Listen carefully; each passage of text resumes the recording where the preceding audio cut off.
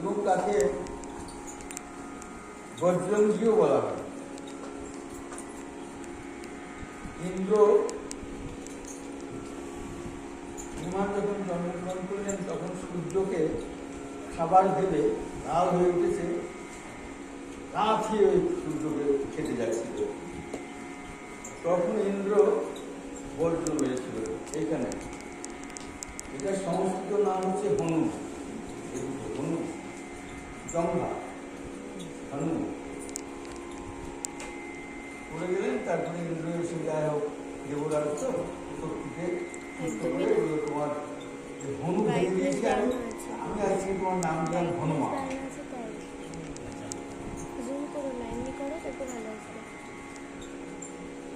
আচ্ছা, হনুমানকে তিনটে খ্যাতি আছে। একটি হচ্ছে উনি রুদ্রের অবতার। হনুমান রুদ্রের অবতার, মানে শিবের। এবং আরেকটা বলা হয় পবনের পুত্র। আর কেশরী নন্দন। তার এই তিনটে পদবী আখ্যা তার বিষয়ে আছে। ভগবান শিবের বিষ্ণু সেবা করবারও তার খুব আকাঙ্ক্ষা হয়েছিল শিবের সংকটে। তখন তিনি ডাইরেক্ট ওইভাবে সেবা গ্রহণ করবেন না বিষ্ণু, সেই জন্য উনি একটি পরিকল্পনা করলেন যে আমার অন্য রূপে আমি ভগবানের সেবা করব। বিষ্ণু ওনার সামনে একদিন এসে উপস্থিত হয়েছে, প্রভু আপনার মোহিনীর রূপ আমি এবার দর্শন করতে চাই। মোহিনীর রূপ আপনার। ভগবান মোহিনী মূর্তি অনেক জায়গাতেই বলেছিলেন, এখানে সাক্ষাৎ শিব বলছে আমি আপনার মোহিনী মূর্তি দর্শন করতে চাই। এখন ভক্তের আবেদন, ভগবান তো করতেই হবে, মোহিনী মূর্তি ধারণ করে। শিব কিন্তু কাম বিজয়ী, কামেশ্বর,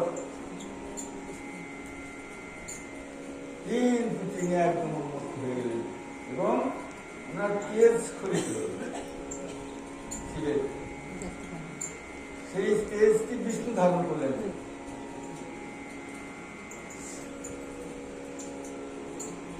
গৌতম ঋষির কন্যা অঞ্জনা বা অঞ্জলি, অহিল্যা গৌতম, তার কন্যা হচ্ছে অঞ্জলি বা অঞ্জনা।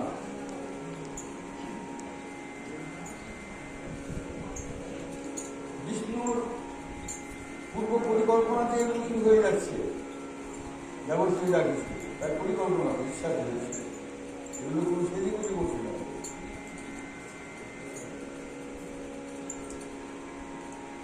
ভগবান বিষ্ণু পবনকে রাখলেন, পবন দেব, বায়ু দেবতা।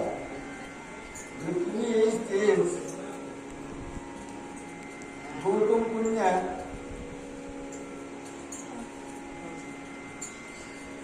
অঞ্জনার কর্ণ দিয়ে গর্ভে প্রস্তুত।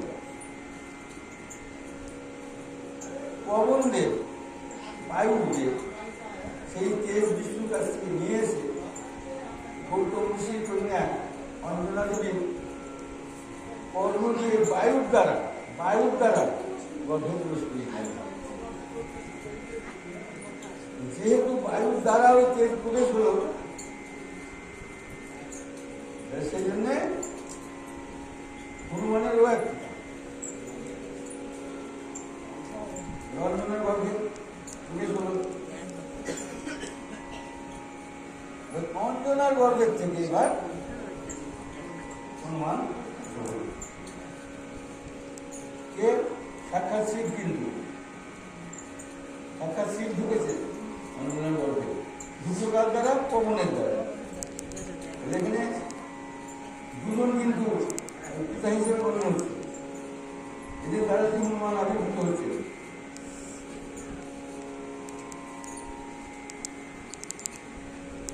অঞ্জনার বিবাহ হয়েছিল কপিরাজ কেশরীর সঙ্গে। কেশরী। সেই হিসেবে হনুমান হচ্ছে কেশরী নন্দন, পবন নন্দন এবং শঙ্করের অবতার, রুদ্র সাক্ষাৎ। ভগবানের সেবা করবার জন্যে শঙ্করজি এইরকম পরিকল্পনা করে তিনি হনুমানের মধ্যে প্রবেশ করলেন। তারপর থেকে তো হনুমান অনেক বিস্তারিত বিবরণ আমি সংক্ষেপে বলছি। পরবর্তীতে সুগ্রীবের সঙ্গে তার আলাপ হল, এখানে এলেন। এখানে সীতা হরণ হওয়ার পর রাম লক্ষ্মণ ঘুরে বেড়াচ্ছে। তখন সুগ্রীব দেখে হনুমান ঘুরে দেখো করে এসছে রাম। বালির আক্রমণে সুগ্রীব ওই পর্বতে, ঋষিশৃঙ্গ পর্বতে এসে আছে। হনুমানজি মনুষ্যমূর্তি ধারণ করে পণ্ডিতের মুখে এসে সমস্ত জিজ্ঞাসা করছে, ও আপনি কে?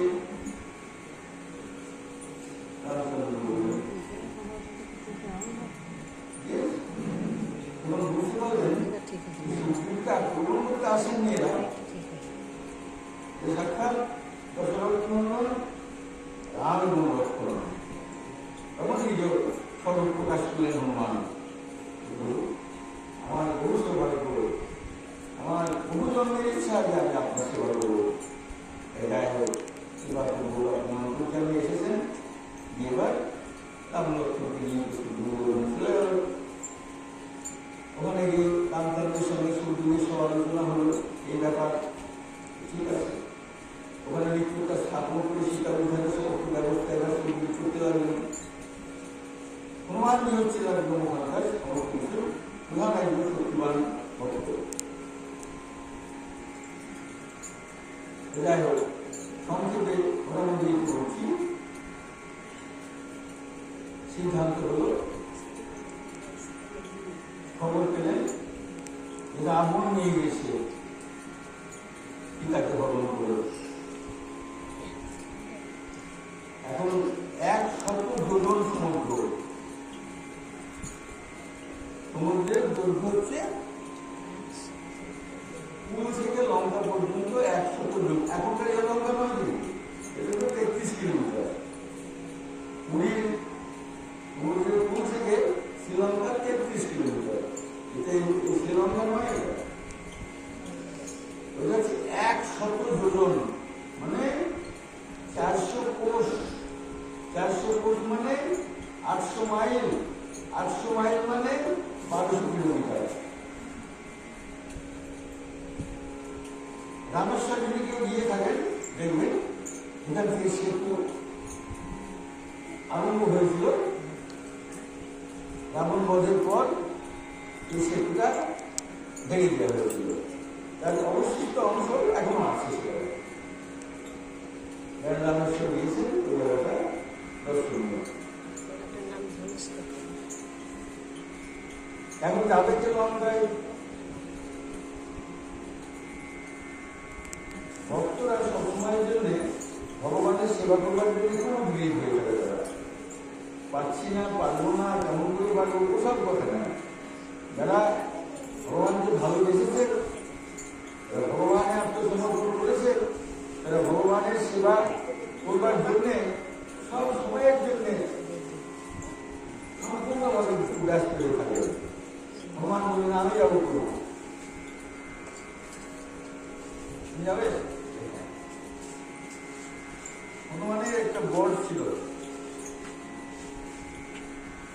যা ইচ্ছে তাই করতে পারবে, এত শক্তি, যা খুশি যেখানে যাবো ইচ্ছে করবে, যেরকম ধারণা করার ইচ্ছে করবে সব করতে পারবে।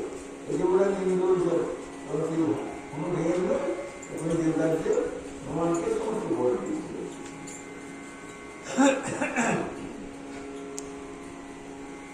হনুমান জয় শ্রীরাম, জয় শ্রীরাম। লঙ্ক দিলেন রাম লঙ্কা, আমি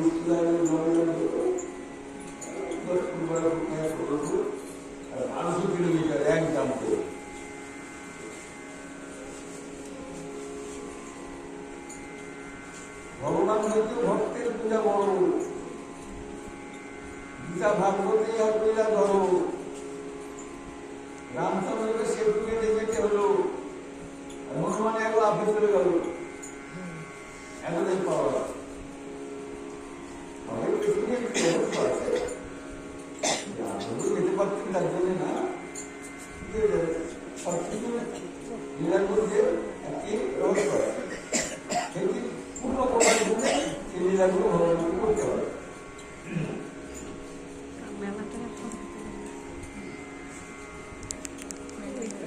হনুমানকে উপস্থিত হয়ে হনুমান খিদে পেয়েছে, রাবণের যে ফলের বাগান, খিদে পেলে বাবা কেউ তো সহ্য করতে পারবে না। কি তাকাচ্ছ, কি দেখছো,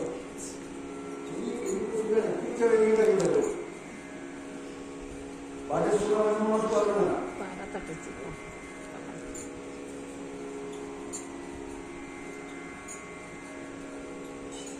এই জগতে খিদে পেলে আর জ্ঞান থাকে, খেতে দে। বাড়ির মালিক হয়তো কাজে গিয়েছে, বেলা 3টের সময় খেতে উঠে এসেছে, যদি দেখে যে খেতে দেরি হচ্ছে, উনি একবারে তাঁতর লাগিয়ে দেবে। কলিকালে তো কলম, যে কোনো কারণে কলম করবে, কলিকালে কোনো কারণ নাই, এটা কলির ধর্ম। কিন্তু কলির বিশেষ গুণ হচ্ছে ভগবানের নাম কীর্তন করলে পরে ভগবানকে প্রাপ্ত হওয়া যাবে, এটা হচ্ছে কলির বিশেষ গুণ। সেই জন্য মহারাজ পরীক্ষিত কলিকে বধ করেন, বধ করতে পারতেন, কিন্তু কলিকে বধ করেন শুধু একটি কারণে, যে কলিকালের জীব ক্ষুদ্র ভোগের তৃষ্ণায় ছটফট করছে, ক্ষুদ্র ভোগের তৃষ্ণায় ছটফট করছে। এরা হরিভজনের যতই অভিনয় করুক, ওরা মনে মনে যা ধান্দা ঠিক করে রেখেছে।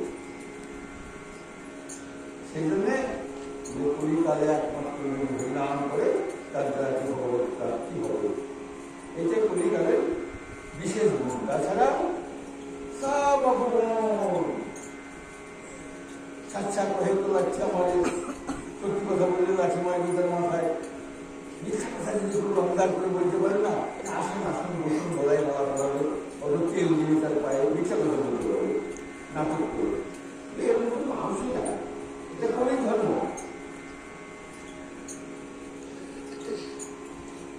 ছাচ্ছা কহে তো লাচ্ছা মারে, তুলসীদাস 500 বছর আগে বলে, ঝুঁটা যখন ভোলায়, গোরস বিকায় গলি গলি, আর সুরা বই চলো বিকায়। বুঝতে পারছো কথাগুলো? দুধ দেবার গোল, দই দেবার গোল, ঘি দেবার গোল, ঘরে ঘরে ঢুকছে, কেউ কিনছে না। মদের দোকান 10 কিলোমিটার দূরে আছে, মোটর সাইকেল নিয়ে এসে লাইন দিয়ে কিনে নিয়ে চলে গেছে।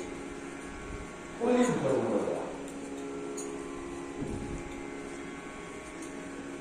সাধুকে বাঁধে, চোরকে ছাড়ে, ইংলিশে মার্ডার করে দিল তো।